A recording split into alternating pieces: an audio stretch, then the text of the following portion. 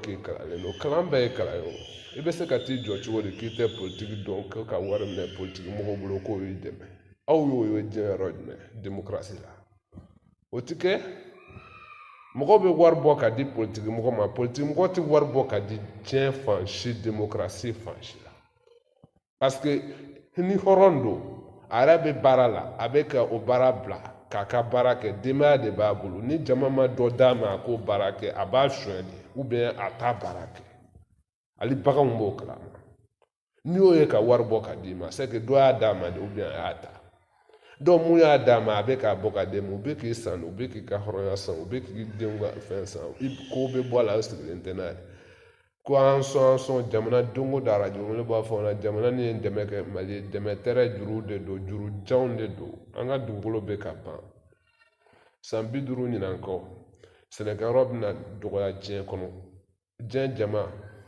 a bɛna caya siɲɛ 2 ye san 100 kɔnɔ a bɛ juguya dɔnnikɛlaw minnu bɛ kunun dɔn n'olu bɛ k'u sigi ka diɲɛ sini ɲɛ sigi diɲɛ fan o fan minnu kan ka diɲɛ mara minnu bɛ ɲininka diɲɛ bɛ mara cogoya min na n'i y'a fɛn o fɛn ɲininka bi hali ne yɛrɛ sigilen filɛ ne bɛ don o don bɛ jɔrɔ an bɛna kɛ cogo di an bɛna fura jumɛn de ɲini ka dɔ bɔ diɲɛ kɔnɔ jama la an bɛna mɔgɔw kɔ bɔ wa an bɛna musow ka den sɔrɔ bali wa ou bien an bɛna banaw de bila diɲɛ kɔnɔ wa ka mɔgɔw faga ten wa ou bien an bɛna mun de kɛ an bɛna kɛlɛw caya pour que ka dɔ bɔ jama la ka jama faga pour que dɔw ka se ka balo wa ou bien an bɛna sɛnɛ yɛrɛ fiɲɛ yɛrɛ yɛlɛma ka kɛ dumuni ye wa an bɛna mun de kɛ pétrole fana bɛna ban n'i ye mali kɛlɛ ni dugukolo iranium nɔfɛ ko don courant nɔfɛ ko don anw filɛ nin ye anw bɛ an ja mɛ mɔgɔ si tɛ se ka balo faransi ninnu farajɛ jamana ninnu kɔnɔ ni courant ni tasuma tɛ fɛn dɔ tɛ yen k'i réchauffer olu bɛ mɔgɔ faga o nɔfɛ kɛ hali n'anw yɛrɛ anw bɛ ka mɔgɔ faga fɛn moto nɔfɛ yan nɔ donc fo an k'an sigi k'o bɛɛ lajɛ an ye adamadenw de ye kɛlɛ bɛ se ka ban cogoya min na diɲɛ bɛ se k'i bolo fara ɲɔgɔn kan an ka fɛn dɔw kɛ o kana bɛɛ kɛ feere ye an ka se ka fɛn dɔw tila mun bɛ ne bolo kɔgɔnin bɛ ne bolo datunin b'e bolo mɛ donc e bɛ datunin dɔɔnin ne ma ne bɛ kɔgɔ dɔɔnin ne ma ɲɔ bɛ ale bolo bɔn ale bɛ a ta ni tilan an bɛɛ bɛ dɔ tobi k'o dun an ka diɲɛ mara ten n'a ma kɛ ten jama bɛ ka caya wa n'an ma na ni dɔnniya ye an ta bi tiɲɛ n ko anw maliyɛnw farafinw démocratie bɛ yɔrɔ o yɔrɔ n ko an k'an yɛrɛ lajɛ tiɲɛ yɛrɛ la an ka ɲɔ yɛrɛ ma an k'an yɛrɛ kalan dɔɔnin démocratie bɛ daminɛ participation ma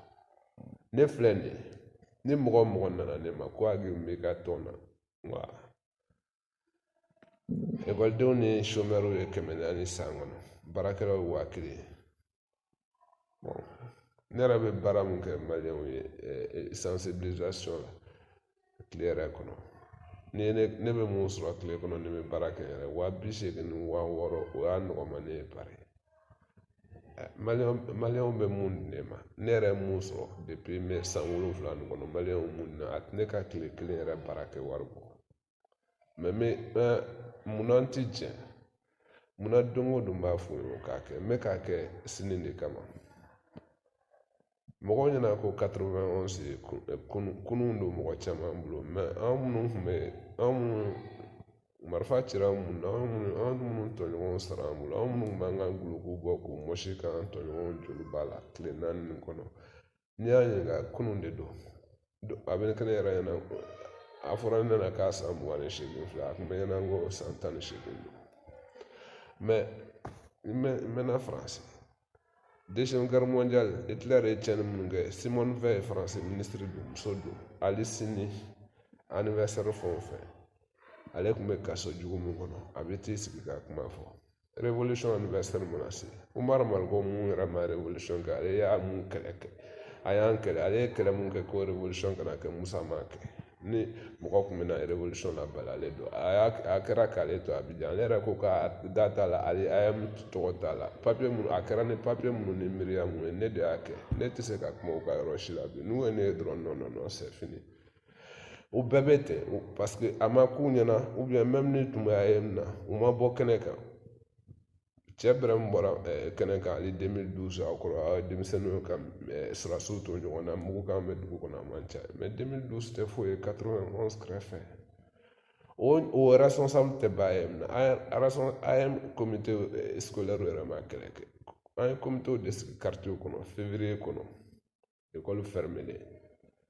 comité scolaire de y'a décidé le 17 ale olu yɛrɛ ka décision o y'a ta cogo di n ko comité minnu bɛ quartier kɔnɔ olu de taara ka t'u forcer école la pour k'u ka décision ta an selen a la u k'a décider olu bɛɛ bɛ dabaa la ko n kun bɛ nin école comité la mais o si ta mɔgɔ m'a f'i ɲɛna ko n kun bɛ nin quartier comité de crise a ka dɔgɔ parce que o comité de crise o école da yɛlɛlen Musa binnen un mois après o cira mais o comité de crise de révolution kɛ o comité de crise de sécurité kɛ Bamakɔ yan ka ordre kɛ sɔrɔsi kun tɛ se ka ye n'o comité de crise tɛ coup d'état wɛrɛ tun bɛ kɛ Musa minɛlen kɔ a sɛbɛnniw kɔnɔ n'o tun ma kɛ maliyɛnw tun bɛ mɔgɔw tun bɛ mugu ci ɲɔgɔn na yiri kɔnɔ yan mɔgɔw tun bɛ jeni suguba la 400 nɔfɛ déjà an y'an sen bɛɛ da o kan mɔgɔw ye ekɔlidenw ye ka circulation réglé yan kalo kɔnɔ Bamakɔ yɛrɛ ye mun d'a ma an ka banatɔw furakɛ semaine kelen kɔnɔ a ka ca 30,000 ye o bɛ taa ni dumuni ye o bɛɛ kɛra mun nɔfɛ ko jamana ka kɛ hɔrɔn jamana ko démocratie bɛ na anw minnu y'an tɔɲɔgɔnw olu bɛ sa tuma min na hali anw yɛrɛ b'a la a b'anw kɔnɔ anw bɛ sariya de kan a kuma mɔgɔ i tɛ se ka ko k'i kunfɛ n'i y'a k'i kunfɛ n'u ye minɛ u b'i faga donc an y'an ka tɔn sigi ni sariya min o sariya jɛlen don a wari bɛ bɔ an kun an yɛrɛ bɛ carte feere Musa minɛlen a ye min carte min feere a ti ban comité de crise y'o feere mais o waati bɔlen kɔ mɔgɔ ma carte feere bilen san campagne fɔlɔ la mɔgɔ Adema ni Sinde ka carte kun maliyɛnw tun b'a san pour que u b'a dɔn parti bɛ dɛmɛ ten o nana kɛ o Adema kelenw yɛrɛ bɛna wari cɛ ka di mɔgɔw ma sisan donc o parti ninnu an k'u bɔ yen pewu mɔgɔ y'a kɛ an k'u bɛɛ minɛ k'u don kaso la u ye fɛn o fɛn suɲɛ san 30 nin kɔnɔ an k'u bɛɛ minɛ n'an m'o kɛ fo ka Mali nin bɛɛ ci n'i ɲɛ tugu suɲɛli kan ka zone to yen ko ko n ye suɲɛli ban ka bɔ jamana kɔnɔ i ma foyi kɛ e yɛrɛ bɛ k'a fɔ i den minnu na olu ɲɛ m'o fa e teriw olu ta suɲɛlen b'u bolo e ko mɔgɔ suɲɛli banna mais minnu ta suɲɛlen don o bɛ se ka kɛ wa u bɛ ka ATT bɔra k'a fɔ k'ale tɛ zo minɛ IBK bɔra k'a fɔ a tɛ zo minɛ a fɔra ɲɛna ko moto suɲɛlaw ko don wa n ko u bɛ k'a fɔ u teriw kama de n'i ye a fɛn o fɛn fɔlɔ u denw de y'a suɲɛ donc kɛ b'u denw kɔ mɔgɔ minnu b'u denw kɔ u bɛn'a fɔ télé la k'u tɛ suɲɛli kɛ parce que olu fana y'a kɛ n ko jamanadenw ka wuli an ka ninnu bɛɛ minɛ k'u bɛɛ don kaso la a ye tugu n kɔ ka na ne mɔgɔ kelen min ye micro ta ka yala Bamakɔ yan révolution kama de don mɔgɔ kelen min ko k'an ka révolution kɛ mɔgɔ fɔlɔ min y'a fɔ a ye n tɔnkɛyɔrɔ la ne don a don ni Isa kun dogolen n tɛ n kɔ mɔgɔw tun bɛ n faga n tɔɲɔgɔnw tun bɛ n faga u bɛ n di fagali ma parce que k'a tɛ se ka bɔ mɔgɔ da n'i tɛ Musa mɔgɔ ye ko donc minnu cɛsirilen don a ko la ko n bɛ fɛ k'o de ɲini bari k'o fɔ o kɛra février daminɛ o y'a sɔrɔ école fermée don o y'a sɔrɔ n bɛ taa ministre de la AEM représenté ministre de la défense ka commission la bosolakaw ye n sere ni ekɔlidenw ni population fara ɲɔgɔn kan bosola école fermée école bosola kɔnɔ a don ala farala an kan polisi ma na an y'an ka réunion kɛ ka ban ka taa bosola comité de quartier sigi o don n ko wala hali ni Musa ma école dayɛlɛ comité b'an bolo quartier kɔnɔ a tɛ se ka foyi k'an na bilen ni comité ma jamana bɔ n ko an bɛ se ka révolution kɛ ka cahier sɛbɛn a bɛ kɛ cogoya min na ko a bɛɛ kɛ k'a di ale Mariko kelen n'a ka bureau ma o bɛɛ kɛra février kɔnɔ bosola comité sigira dɔrɔn Ɲarela ta sigira o kɔfɛ a bɔra fan bɛɛ fɛ février 17 mars bɛ se don min na o y'a sɔrɔ a ye n pɛrɛra a mɛnna 19 mars Umar n'a ka mɔgɔw ye ɲɔgɔn fara ɲɔgɔn kan 18 fɔlɔ o y'a sɔrɔ 17 mars a wulila ka bɔ salle kɔnɔ ENA falen k'ale bɛ démissionner k'a t'a la ko ɲɛnama tɛ k'a tɛ bɛn k'an bɛna échouer comme jama ko ten ale ma sɔn mɔgɔ damadɔnin ma sɔn minnu sirannen don u taara fara ɲɔgɔn kan ko bon u k'u sen bɔ a la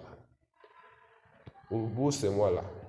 a ye mun yɛrɛ tɔn sigira ni sariya papier minnu ye minnu déposé len don gouvernement la gouvernement la bɔra journaliste ko a tɛ kɛ n'o ye ne ye kaye mun sɛbɛn ka d'u ma k'a bɛ kɛ n'o ye ne commencera ka comité mun sigi comité de crise ninnu bozolata sigilen nana réunion kɛra la sufɛ nka a ye ci fɔ fan bɛɛ u k'a sigi quartier bɛɛ kɔnɔ u ka na ni a liste u k'a diya donc 19 mars a ye min mɔgɔ 10 suganti k'olu fara ɲɔgɔn kan Isa Mariko nana ne fɛ bozola ko réunion bɛ yen ko an convoqué len don fɛn sisan la n ko o y'a sɔrɔ 17 ne sigilen bɛ n ka so tranquille ne bɛ ka date kɔnɔ révolution date kɔnɔ ne b'a dɔn a bɛ ɲa ne b'a dɔn a kɛbagaw a ko bɛɛ labɛnna depuis des mois et des semaines an ka taa an mɔgɔ 10 Umar ka bureau mɔgɔ si t'a la o sugantilen don Amadu ni Baden nana o kun ye Umar ka bureau secrétaire relation extérieure ye o nana ni kaye o dɔrɔn de tun b'a bolo 20 heures kun don an mɔgɔ 11 ale sigilen bɛ an bɛ aran na an kɛlen don ka cercle former kaye nin b'a bolo a ye kaye yira ko Agibu ye kaye mun sɛbɛn ko révolution bɛna kɛ n'o ye fo ka révolution ban ko bureau de coordination a mɔgɔ 10 fara ɲɔgɔn kan ko ka AM d'aw ma ka révolution d'aw ma Umar n'a ka bureau dati u dati don AM marako la ekɔlidenw ɲɛna u dati don a la faamaw ɲɛna u data la bi u data la sini fo ka révolution ban ko ko mana k'a la anw b'a assumer anw nɔ don ni faamaw nana jɔn nɔ don anw nɔ don ko bureau na président kelen bɛ dɔrɔn de bɛ suganti a la poste wɛrɛ ti k'a la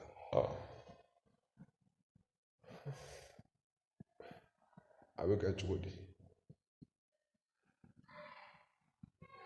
jagoya ne ye président ye parce que kaye ni mɔgɔ tɔ ninnu m'a ye kɛlɛ bɛ daminɛ 22 juma don mɔgɔ kelen min yɛrɛ dɔɔnin ye kaye la ka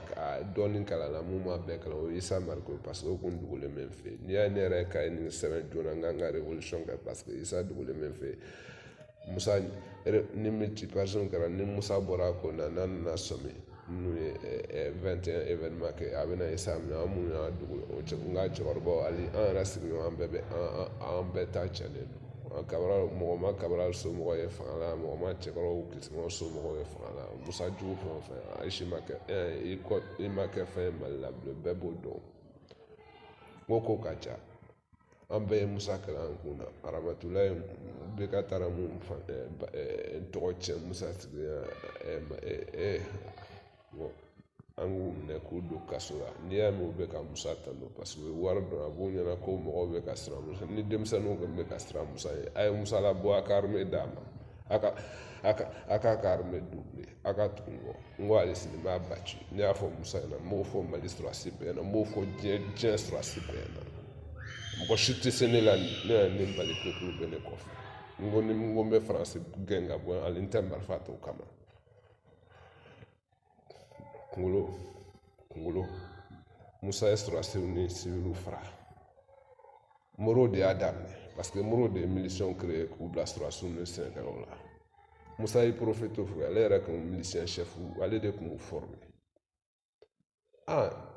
ka coup d'état labɛn parce que n'a nana fɔ officier min ɲɛna k'o don ku la i bɛ se k'i ban n'i y'i ban Musa tɛna i minɛ ko i ye parti jugu ye wa o bɛɛ ye coup d'état kɛ président ka mankan kɛ ko président bɛ sigi non Musa depuis Musa kɛra président naturellement a ti gradé a t'u bɛɛ la cɛkɔrɔba y'ale lieutenant na a t'u bɛɛ la ancien a ka grade la capitaine 3 bɛɛ b'a la mais a kɛra ye parce que ale de y'a labɛn ale de tun bɛ fɛ ka k'a ye Musa ye sɔrɔdasiw ni civiliw bila bɛɛ b'a dɔn yan hali mɔgɔ kun e ni sɔrɔdasikɛ ka tenitigi ka ɲɔgɔn sɔrɔ ale sunkuru nɔfɛ Bamakɔ yan kɛ i tɛn'i dogo wa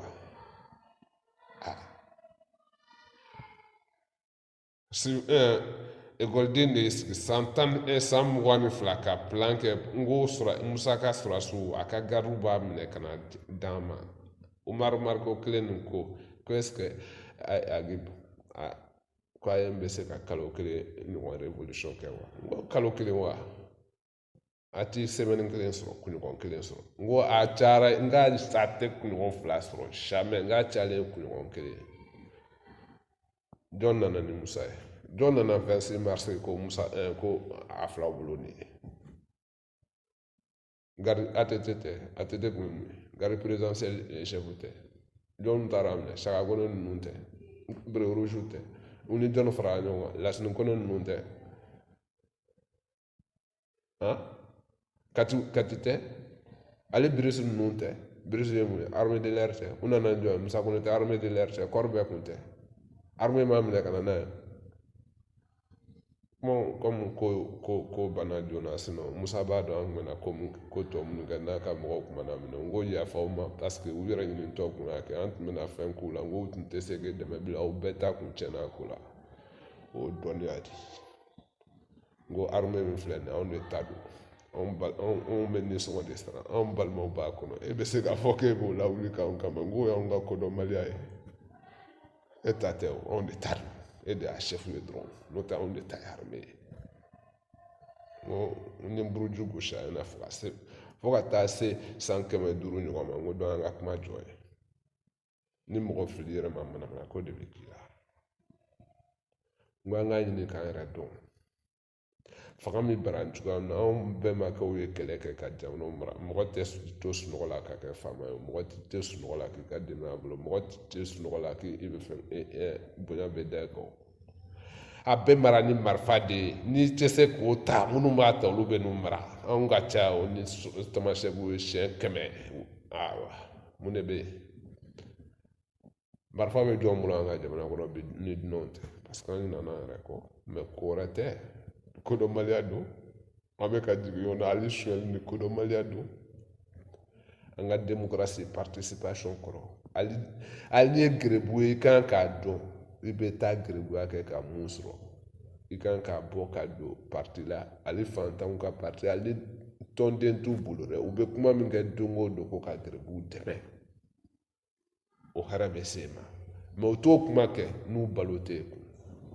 u b'o kɛ cogo di n ko denbayatigiw fana don n'i ye bɔtɔ ye k'i bɛ taa gɛrɛbuya kɛ n ko i b'i yɛrɛ balo fana e bɛ fɛ mɔgɔw ka baara k'i olu ka wɔsi k'a k'e ye fu la jɔn y'o kɛ diɲɛ kɔnɔ n ko participation n b'a fɔ mali kalanbagaw ye parce que ni n taara burusi kɔnɔ ka taa fɔ olu ye olu b'a faamuya olu ye a cɛkɔrɔba ninnu ye 58 ni fɛnw nka a dɔw ka carte yɛrɛ b'u kun bi u bɛ tɔn ni fɛnw na u b'a faamuya mɛ sɛbɛnndɔnnaw tɛ ka se k'a faamuya et pourtant